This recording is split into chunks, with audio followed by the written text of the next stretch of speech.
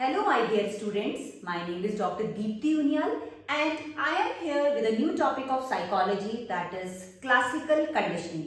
Classical conditioning को हम हिंदी में अनुकूलित अनुक्रिया या अनुबंधित अनुक्रिया कहते हैं। मेरे स्टूडेंट्स की काफ़ी क्वेरीज आई थी कि उनको हमेशा कंफ्यूजन रहता है कि क्या डिफरेंस होता है क्लासिकल कंडीशनिंग में और ऑपरेंट कंडीशनिंग में। तो बहुत ही सिंपल भाषा में मैं कोशिश करूंगी कि मैं आपको ये एक्सप्लेन कर सकूं कि ये क्लासिकल कंडीशनिंग और ऑपरेंट कंडीशनिंग होता क्या है।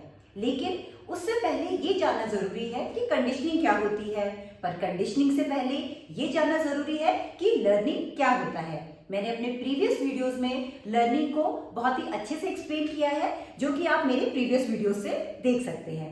देखिए, learning takes place in many ways. There are some methods that are used in acquisition of simple responses and other methods are used in acquisition of complex responses. इसका मतलब ये है कि जो सीखना होता है वो हम अपनी लाइफ में किसी ना किसी रूप में करते रहते हैं, चाहे वो छोटी सी चीज है, चाहे वो बड़ी सी चीज है, चाहे वो कोई भी एक्टिविटी है, हम किसी रूप में हम सीखते रहते हैं। तो बहुत सारे मेथड्स होते हैं जिससे कि हम अपने सिंपल रिस्पॉन्सेज को भी सीखते हैं, कॉम्प्लेक्स रिस्पॉन्सेज को भी सीखते हैं। Now the simplest kind of learning is conditioning, जो कि सिंपल फॉर्म आपका लर्निंग माना गया है, वो है आपका conditioning. Two types of conditioning have been identified. The first one is classical conditioning and the second one is operant conditioning or instrumental conditioning. And in addition, we have different types of learning like observational learning, cognitive learning, verbal learning, concept learning, skill learning and many more, जो कि हम अपने आगे videos में discuss करेंगे। लेकिन आज जो मैं फोकस करूंगी वो है हमारा क्लासिकल कंडीशनिंग, अनुकूलित अनुक्रिया। जो इसके प्रोपाउंडर है, यानी कि जिन्होंने इस कंडीशनिंग को एक्सप्लेन किया था थ्रू वेरियस एक्सपेरिमेंट्स, उनका नाम था इवान पी पावलोव, जो कि एक रशियन आपके फिजियोलॉजिस्ट थे।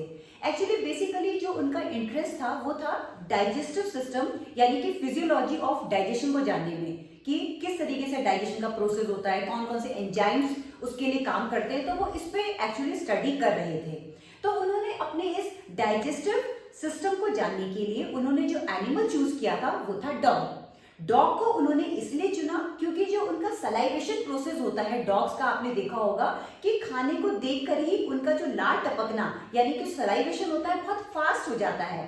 इसीलिए उन्होंने इस एनिमल को चुना इस कंडीशनिंग को समझाने में। अब देखिए पावलोव ने क्या किया, उन्होंने कंडीशनिंग के लिए एक अपने डॉग को लिया और उन्होंने एक ऐसी लैब बनाई जिसमें कि उस डॉग को रखा गया और उसको एक्सटर्नल जितने भी आपके फैक्टर्स से दूर रखा गया, एक पीसफुल एनवायरनमेंट दिया गया ताकि वो कंडीशनिंग को कर सके। अब उन्होंने क्या किया कि डॉग को कुछ दिन भूखा जब रखा गया तो उन्होंने एक प्रोसेस उसके साथ किया, यानी कि एक एक्सपेरिमेंट उन्होंने उसके साथ किया। वो क्या करते थे, खाना देने से पहले एक बेल को रिंग करते थे, यानी कि बेल थोड़ा सा उसमें टाइम गैप दिया और उसके बाद उसको खाना प्रोवाइड किया जाता था। यही उन्होंने, ये जितने भी ट्रायल थे उन्होंने इसको बार बार रिपीट किया, बेल खाना सलाइवेशन, बेल खाना सलाइवेशन। एक टाइम ऐसा आया जब बहुत सारे ट्रायल किए गए कि जैसे ही बेल बजती थी डॉग का सलाइवेशन स्टार्ट हो जाता था। ठीक है, बस इसी प्रोसेस को हम कंडीशनिंग कहते हैं। अब उन्होंने कंडीशनिंग की डिफरेंट स्टेजेस बताई, जो कि मैं आपको एक्सप्लेन करूंगी।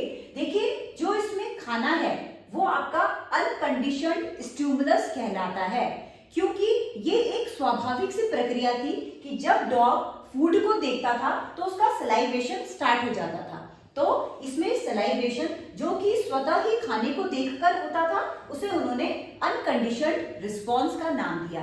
तो ये हमारा क्या हो गया, पहला स्टेप हो गया, यानी फूड अनकंडीशन्ड स्टिमुलस और आपका अनकंडीशन्ड रिस्पॉन्स क्या हो गया, आपका सलाइवेशन। देखिए आप किस तरीके से कंडीशनिंग होगी। अब उन्होंने इसी को ही बार बार रिपीट किया। ठीक है, बेल को वो चाहते थे कि वो फूड को रिप्लेस करे। आया आपको समझ में, यानी कि फूड हमारा पहले वाला स्टिमुलस था, वो चाहते थे इस स्टिमुलस की जगह कौन ले ले, बेल ले ले।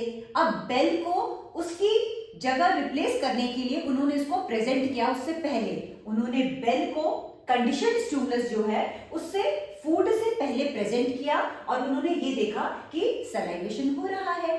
ठीक है, जब ये बार बार रिपीट किया गया तो अब आ गया आपका कंडीशनिंग का प्रोसेस। थर्ड स्टेप में कंडीशनिंग में क्या हुआ, जैसे ही डॉग ने बेल सुना, बिना फूड प्रेजेंट किए हुए भी उसका सलाइवेशन शुरू हो गया। ठीक है, तो अब क्या हुआ कि बेल की जगह यानी कि जो आपका फूड था अनकंडीशनड स्टिमुलस, उसको किसने रिप्लेस कर लिया, कंडीशनड स्टिमुलस यानी कि फूड ने। तो इसको कहते हैं कंडीशनिंग, जिसमें कि बेल यानी कि सीएस को देखकर ही सलाइवेशन स्टार्ट हो गया।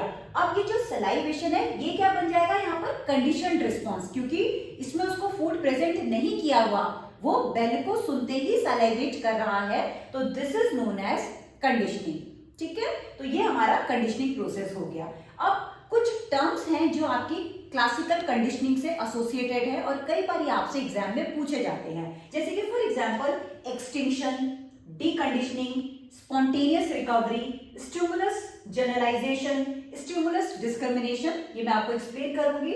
देखिए, सबसे पहला है आपका एक्सटिंक्शन।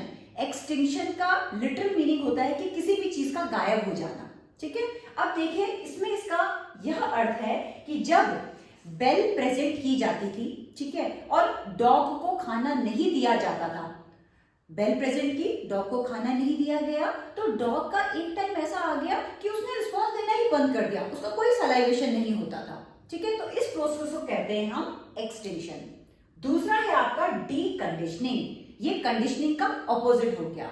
डीकंडीशनिंग का मतलब है कि डॉग ने बेल की आवाज पर सुनकर जब उसने कोई भी आपका सलाइवेशन नहीं किया, that condition is known as deconditioning. ठीक है, it is similar to extinction, ये कुछ एक्सटिंक्शन की ही तरह होता है।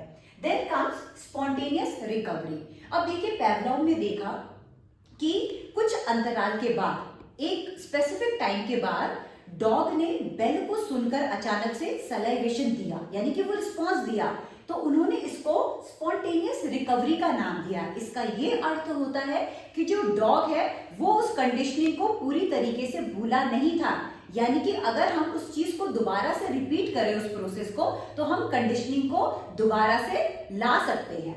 उसके बाद है आपका stimulus generalisation.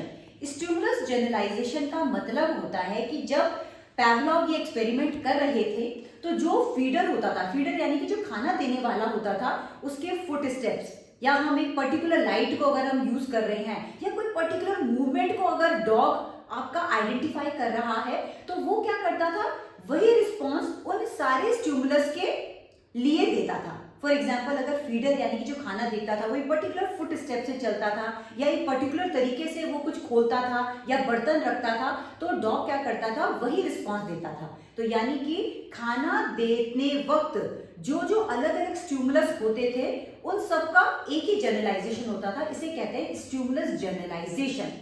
Then the last one is stimulus discrimination. Stimulus discrimination is opposite of stimulus generalisation.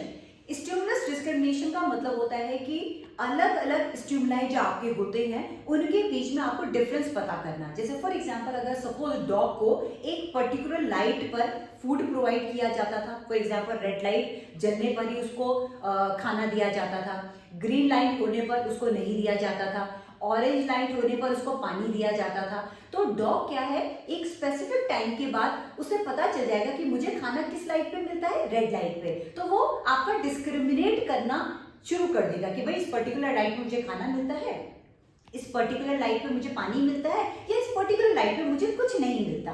तो इस प्रकार से जब आपका कोई भी एनिमल या कोई भी सब्जेक्ट या प्रतिक्रिया देना शुरू कर देता है, that is known as stimulus discrimination.